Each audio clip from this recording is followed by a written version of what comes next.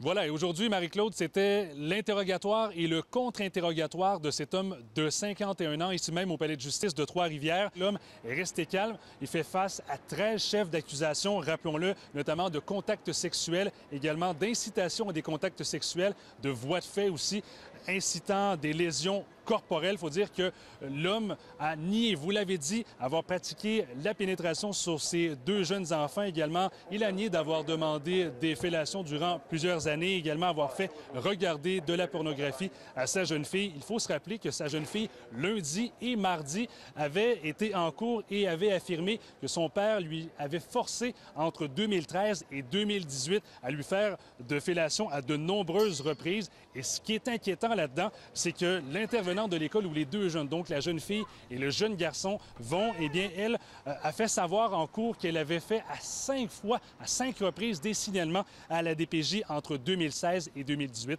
D'ailleurs, à ce sujet, on peut écouter le psychologue Paul Langevin.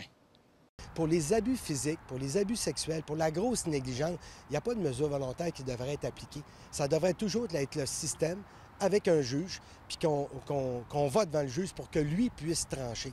Et là, en ce moment, la loi n'est pas faite pour ça. C'est que l'intervenant a la prérogative de décider avec son chef d'équipe sur quelle mesure qu'on s'en va. Et moi, je trouve ça inacceptable.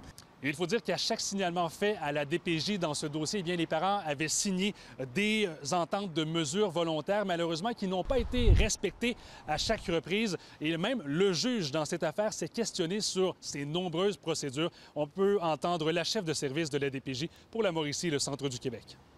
Ça demeure confidentiel. Donc, les gens de la communauté ou les partenaires ne savent pas que nous, on est présents.